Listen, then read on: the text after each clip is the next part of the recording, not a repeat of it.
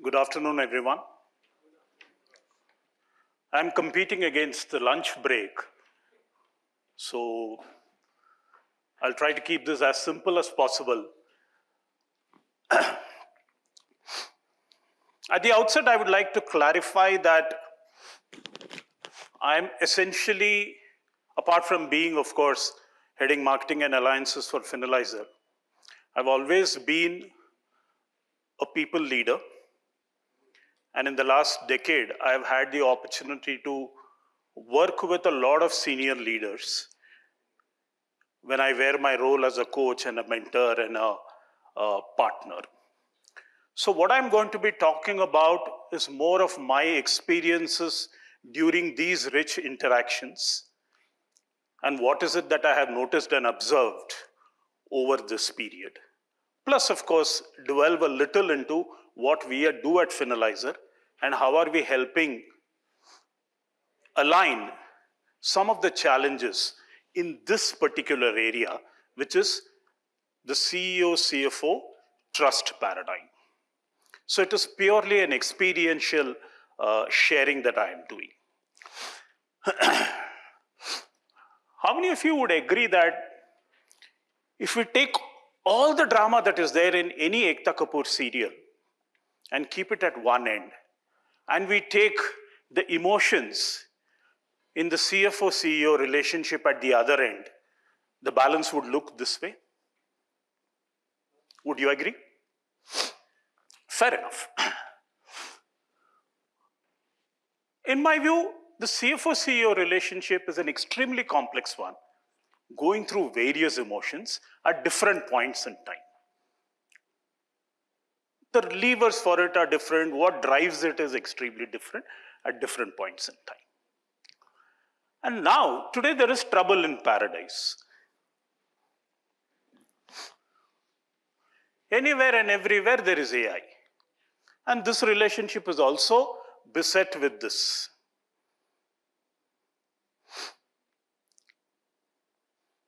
And it is happening right from the big names.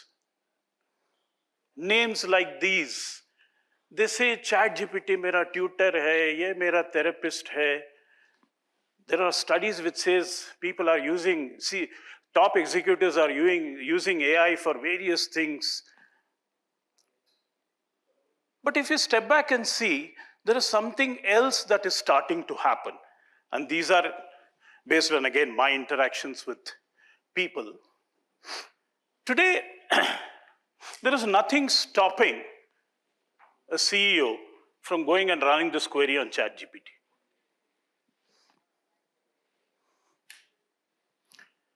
There is nothing stopping a CEO from going and running this query on ChatGPT. Not just running the query, but also believing the results. Because ChatGPT bol raha hai na, AI bol raha hai. Here is a person with 15, 20, 25 years of experience coming with a perspective, right? Which you are ready to keep aside or set aside because AI is telling you something. That's the kind of paradigm that we are going into. Sahi hai, galat hai, acha hai, bura hai, wo sab apni jagah hai. But this is the kind of paradigm that we are into today. And what does that mean? From the pure element of trust that exists between these two parties, it is under threat. It definitely operates in a different paradigm today. So how do we regain back this trust? What do we do as senior professionals? Do we just become another smarter version of AI? Is our job only becoming a smarter version of AI? Or saying that I will learn AI, I will master AI, I will become indispensable? Probably not a sane way of looking at things. Or do we just hide back in a cocoon and say, AI hote rahega, mujhe koi farak nahi padta hai? That is also not a prudent approach, because the impact of AI is phenomenal and it is going to increase. Despite the various challenges it has today, it is only going to get more evolved, better, refined, whatever you call it. So what do we do? In my view, I think it is important to relook at this entire paradigm of trust through a concept what I would, or through a framework in which I would say that you fight tech with tech. Does that mean more AI, more tools and all that? No, no, no. For all the work, I personally, I'm a little skeptical about AI. But how do we build or how do we ensure that the trust in that relationship remains? For this, it is important for us to remember this. Despite all the changes in technology, despite whatever happens, the human element, the human trust will continue to be a key differentiator. Whatever technologies come, and as somebody who has seen technology for about 3.5 decades, the human element continues to persist even today and it will continue to be there. But what will change is how well are we able to refine it? How well are we able to utilize it to our benefit? So if you typically take the trust, how it operates, it works across 4 levels. And I have depicted them this way because they are ascending. So there is a delivery trust, there is a competence, there is an understanding, and then there is a sharing trust. Now this is a generic model that holds true for any relationship, but we will look at it in the context of the CEO-CFO relationship. What does delivery in simple word mean? It means I trust you will do what you say you will do. And that's probably the biggest parameter that we are all evaluated on. And what can cause a challenge in that relationship or in that trust is when your deadlines going haywire, when you have promises that aren't kept, when there are too many follow-ups that need to happen. And you see this from a CEO's perspective. The element of trust will definitely come down. What could be the actions there? Get into what you folks do best, assess your delays, design workflows. See, are your technology engines running purely for efficiency? Are they running purely for conjuring data, or are they running for trust? Assess your processes, see your workflows, and how do you get to a point where your promises are fulfilled, not just because they are a deliverable, but from the point of ensuring that you are building, rebuilding, and constantly upgrading your trust thermometer, so to speak. The second one is the competence trust. I trust you have the capability to do this job. Now, this is slightly tricky. It is not from the functional capabilities all of you possess. You have enough and more knowledge, experience, qualifications, perspective. But what it boils down to is, from a CEO's perspective, does he or she get timely answers to difficult financial or business questions? That is what they are looking for, and that is how your competence is evaluated, not on how well you know your US GAAP and UK GAAP. It boils down to this. And there, I think you may want to see, are you leveraging cloud-based platforms for real-time reporting? Is there opportunity to do better? Are your systems geared up to do that? Or are we still having platforms, yes, systems, yes, mechanisms, yes, where you, despite having all the loads and truckloads of information, you still need to do a lot of work, rework, etc., around them, which take a toll on the timeliness of the decisions. The third level of trust is the understanding trust. And this is something very personal to the CFO. You will listen to me and understand my perspective. Agree, disagree is a different thing. At least you will understand my perspective. And when that doesn't happen, when the answer is always a no, or when the answer is always this can't be done, it definitely hurts. And it breaks or it causes a chasm in the trust. And there, what becomes more important is not just having data, but our ability to contextualize it. Our ability to drill down into the data, our ability to show dimensions and insights that support what we say. And we are not perceived as somebody who just keeps stopping any decision happening or not enabling growth. On the softer side, how do we storytell? Another favorite topic of mine. How well are we able to storytell our point of view? And the fourth layer is sharing.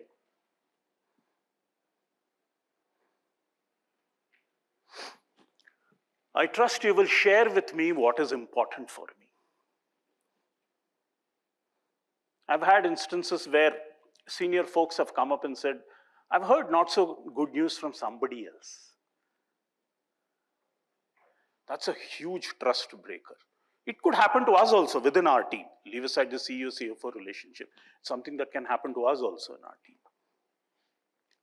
Way out, real-time information, democratized data, everybody sees the same thing at the same time. Not some Excel sheet, version 24, near final, first underscore 9th May 2025 underscore version 11 underscore internal circulation.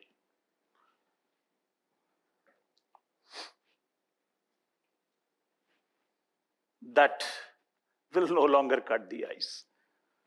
So, in summary, when we talk about beating tech with tech, it's about digital inclusion. Are our platforms tuned to the digital inclusion? Is data truly democratic? Not because it is lying everywhere. There's a tremendous amount of data in all entities today, in all organizations. It's not about data lying here and there. Is the right data available to the right people at the right time? Are they able to read it right? I'm not even talking about the accuracy of data, which is inherent. And then are we looking at contextualized outcomes? Are we able to articulate as senior finance leaders contextualized outcomes rather than just propping up the data and let data do the talking?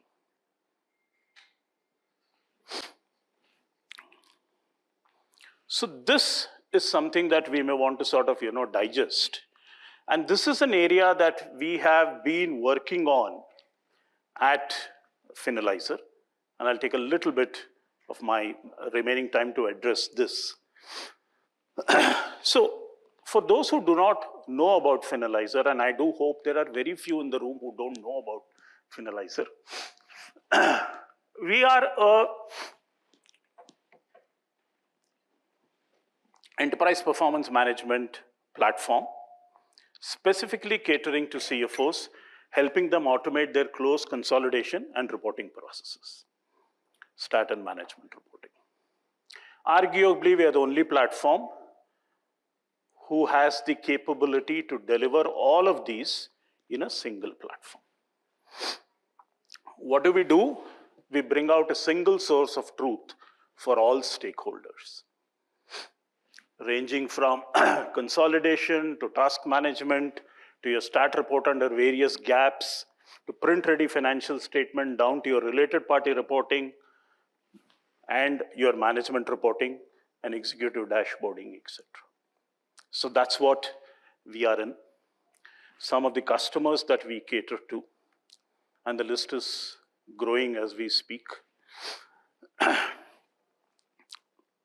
What have we done?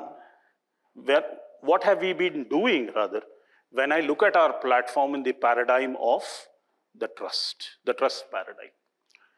Delivery trust, how we have been enabling for our customers is having a very robust consolidation workflow and a close management checklist.